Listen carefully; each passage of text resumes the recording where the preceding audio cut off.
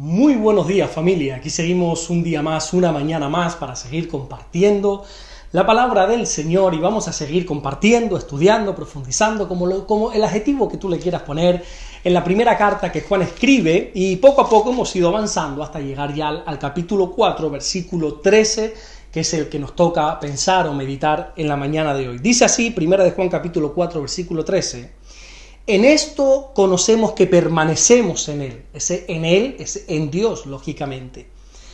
En esto conocemos que permanecemos en Él y Él en nosotros, en que nos ha dado de su Espíritu.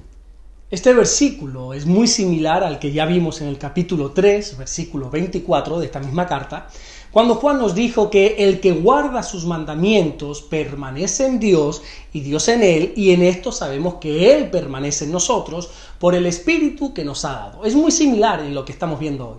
En aquel versículo se nos decía que una de las garantías que tenemos de saber que Dios permanece en nosotros es guardar sus mandamientos.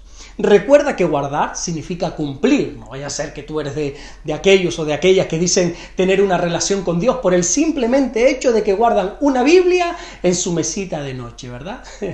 Hace unas semanas atrás me acuerdo que le pregunté a un hermano, le dije, oye, ¿cómo llevas tu relación con el Señor? Y su respuesta fue, no, muy bien, muy buena. De hecho, yo tengo una Biblia siempre al lado de mi cama. Y le dije, ¿pero la lees? Y me dice, bueno, honestamente no. Guardar no es tener. Guardar es cumplir, y el que cumple los mandamientos de Dios se está garantizando que Dios va a permanecer en él y él va a permanecer en Dios. Y ahora Juan está añadiendo una segunda garantía para saber que Dios permanece en nosotros y nosotros en él, y es que nos ha dado de su Espíritu, dice el texto. Mientras el Espíritu Santo esté en nosotros, estamos seguros que nosotros estamos permaneciendo en Dios. Y aquí surge una pregunta muy, pero que muy interesante. ¿El Espíritu Santo puede abandonar a una persona? Es decir, una vez que Dios ha derramado de su Espíritu sobre alguien, lo ha llenado de su presencia, ¿puede de la misma manera que se lo dio quitarlo? Y antes de entrar en opiniones personales, vamos a partir de una base bíblica, citando Génesis, capítulo 6, versículo 3, cuando Dios dijo que el Espíritu Santo no va a contender con el hombre para siempre. Y esto lo dijo dentro del contexto de la maldad del ser humano, de la maldad del hombre. Y el ser humano para este entonces se había corrompido en gran manera, la tendencia que tenía el hombre siempre era hacia el mal, más o menos como ahora, para que te hagas una idea. Es decir, que Dios nos da de su Espíritu, pero si nosotros permanecemos en maldad o no queremos apartarnos de nuestros pecados y persistimos en ellos, al final el Espíritu Santo dejará de contender con nosotros, dejará de disputar con nosotros y se irá, como lo hizo por ejemplo con Sansón, que no quiso dejar su pecado. La Biblia dice en el libro de Jueces, capítulo 15, versículo 14, que el Espíritu Santo vino sobre Sansón. Pero un poquito más adelante, si sigues leyendo en el capítulo 16, versículo 20, se nos dice que ya la presencia de Dios se había apartado de Sansón. El Espíritu Santo, como la misma palabra dice, es santo, está en santidad. O más que está en santidad, lo correcto sería decir que Él es la santidad. Por lo tanto, no puede morar ni convivir en un lugar donde también hay pecado. La Biblia enseña en la primera carta de Corintios, capítulo 6, versículo 19, que nosotros somos templo de Dios. Ya Dios no habita en templos hechos por personas, sino que ahora somos nosotros, las personas, el templo de Dios.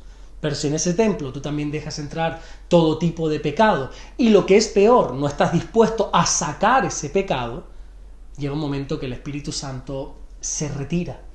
Ahora bien, entendiendo esto, vamos a contestar a una segunda pregunta, que creo que todavía es más interesante que la primera. ¿Cuándo se va el Espíritu Santo de una persona? O sea, ¿cuál es el límite?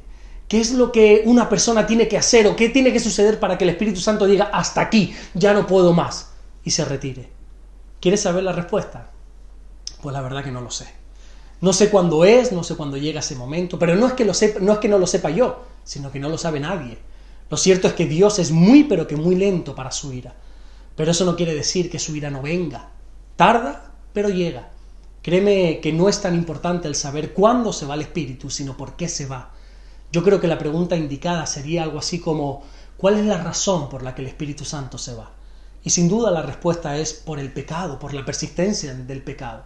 cuando se persiste en pecado, cuando se pasa por alto una y otra vez todas las advertencias de Dios a que te apartes de ese pecado, llega un momento que el Espíritu Santo deja de contender con la persona y se marcha.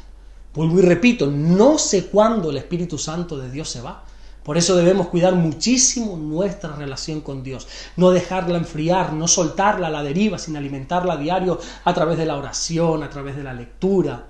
Debemos cuidar que la presencia de Dios permanezca en nosotros, porque así lo está diciendo Juan, que es la garantía de que estamos permaneciendo en Dios y Dios es en nosotros, es que el Espíritu Santo siga morando en nuestra vida. Amén.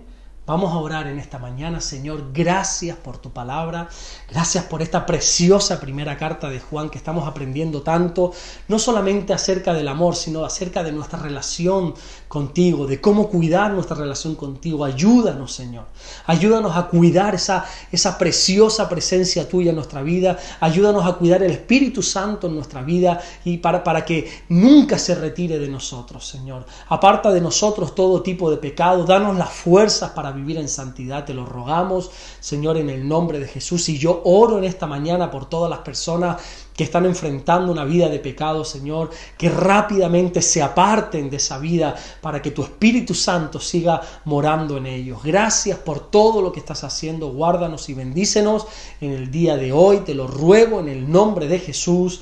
Amén y amén. Que Dios te bendiga. Nos vemos mañana, Dios mediante, en el siguiente devocional para seguir alimentando y hacer crecer nuestra relación con Dios. Dios te bendiga.